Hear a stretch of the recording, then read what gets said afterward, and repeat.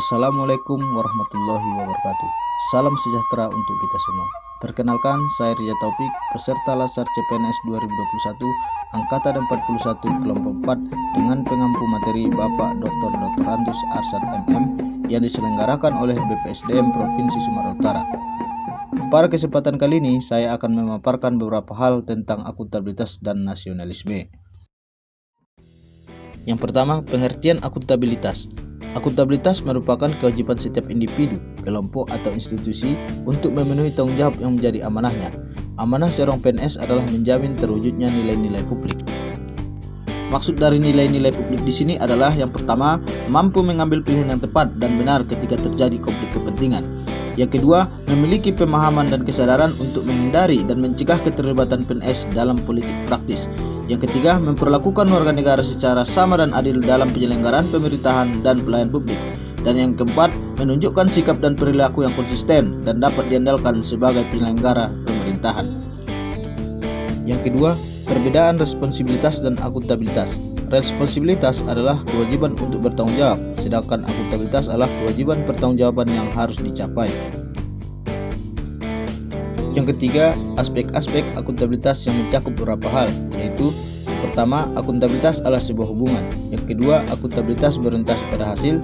Yang ketiga, akuntabilitas menentukan adanya laporan. Yang keempat, akuntabilitas merupakan konsekuensi. Dan yang kelima, akuntabilitas memperbaiki kinerja.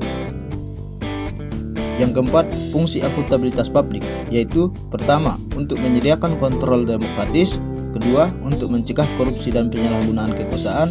Ketiga, untuk meningkatkan efisiensi dan efektivitas. Yang kelima adalah jenis akuntabilitas. Akuntabilitas publik terdiri atas dua macam, yaitu akuntabilitas vertikal dan akuntabilitas horizontal. Dan yang terakhir adalah tingkat akuntabilitas yang terdiri dari 5, yaitu akuntabilitas personal, akuntabilitas individu, akuntabilitas kelompok, akuntabilitas organisasi, dan akuntabilitas stakeholder. Nah, itulah dia beberapa hal tentang akuntabilitas. Selanjutnya saya akan memaparkan nasionalisme. Yang pertama adalah pengertian nasionalisme. Nasionalisme merupakan pandangan tentang rasa cinta yang wajar terhadap bangsa dan negara dan sekaligus menghormati bangsa lain.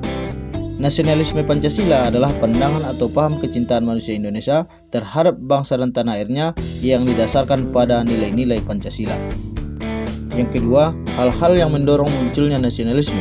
1. Adanya campur tangan bangsa lain, misalnya penjajahan dalam wilayahnya. Yang kedua, adanya keinginan dan tekad bersama untuk melepaskan diri dari belenggu kekuasaan absolut. Yang ketiga, adanya ikatan rasa senasib dan seperjuangan. Dan yang keempat, bertempat tinggal dalam suatu wilayah. Yang ketiga, prinsip-prinsip nasionalisme meliputi 1. Hasrat untuk mencapai kesatuan. 2. Hasrat untuk mencapai kemerdekaan. 3. Hasrat untuk mencapai keaslian.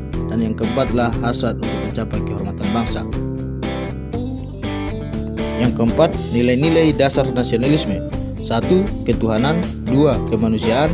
3. Persatuan. 4. Kerakyatan. 5. Keadilan.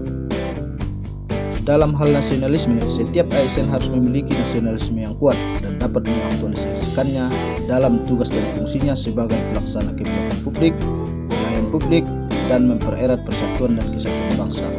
Nah, itulah dia hasil pemaparan saya mengenai akuntabilitas dan nasionalisme. Dan saya akhiri dengan Assalamualaikum warahmatullahi wabarakatuh.